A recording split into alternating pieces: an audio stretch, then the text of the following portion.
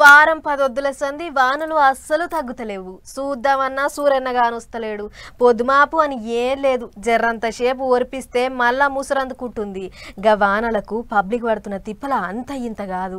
అట్లా బగ్గ నష్టపోయిన ఊళ్ళల్లా తిరిగి అరుచుకుంటురు తెలంగాణ గవర్నమెంట్ వాళ్ళు. అట్లనే ఇయ్యాల జూపల్లి సార్ ఆదిలాబాద్ జిల్లాలో తిరిగిండట.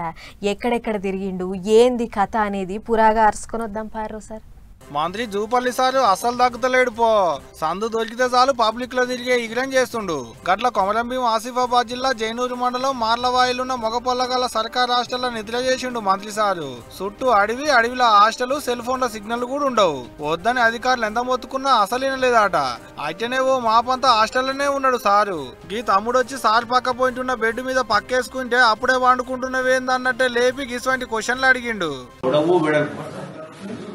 10 అడుగులు 10 అడుగులు ఉంది. ఎంత వైశాల్యం? 10 × 10 వైశాల్యం. 10 × 10 ఎంత? సార్ అడుగుడు, తమ్ముడు సప్పుడు కాకుండా వండుకోడు. సార్ అడిగిన క్వశ్చన్లకు తమ్మునికి ఆన్సర్లు తెలుసో తెలియదో గానీ ఒకలా తెలిసినా చెప్పలేడు తీయాలి. మరి లేకపోతే ఏంది, మంత్రి సార్ని చూడంగానే వచ్చినాయి కూడా పీక్కపోయినా కావచ్చు. అంతకంటే ముందుగా పెనుగంగ గెస్ట్ హౌస్ కాడికి అధికారులను విలువనంపుకొని మీటింగ్ పెట్టిండు వానల మీద. వరద మూలంగా పొలాలు మునిగిపోయి పంటలు నష్టపోయిన రైతాంగం ఉన్నారు.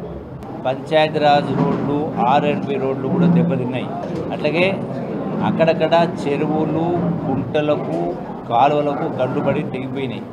ఈ యొక్క నష్ట నివారణ కోసం రాష్ట్ర యంత్రాంగం, జిల్లా యంత్రాంగం కూడా, అట్లాగే ప్రజాప్రతినిధులు కూడా ప్రజల పక్షం ఉండి తమ వంతు ప్రయత్నాలు చేసే కార్యక్రమం చేస్తూ ఉన్నారు. వానలు ఏపాటి పడ్డాయి, ఎంత మోతాదులో వరదలు వెళ్ళినాయి, ఎంత నష్టమైంది, పంట నష్టం ఎంత అనేటిదంతా లెక్కలు తీయాలని ఆర్డర్లు వేసిండు అధికారులకు. అంతేకాదు చెరువులు, కుంటలు, కాలువలకు గండ్లు పడితే ఎమ్మట్లనే పనులు చేయాలన్నట్టు చెప్పిండు కూడా. అసలే దోమల కాలం, పబ్లిక్ కు మాయదారి రోగాలు వస్తాయి. దవాఖాన్లలో అన్ని తీల సవలతులు చేయాలి, ఆతారాలు పతారాలు తయారుగా పెట్టుకోవాలన్నట్టు చెప్పుకొచ్చిండు కూడా. ఉమ్మడి ఆదిలాబాద్ జిల్లాకు సారే ఇన్ఛార్జి, అందుకనే అక్కడ తిరిగిండు అన్నట్టు. ఇగిట అధికారులతో మాట్లాడి అంతా అరుచుకున్న మాపడికి హాస్టల్లో నిద్ర కార్యం. గాని ఏ మాట కామాట సార్కు లెక్కల మీద మంచి పట్టే ఉన్నట్టుందో. త్రిభుజం, చతురస్రం, దీర్ఘ చతురస్రం అనుకుంటా తమ్ముని క్వశ్చన్ల మీద క్వశ్చన్లు అడిగిండు.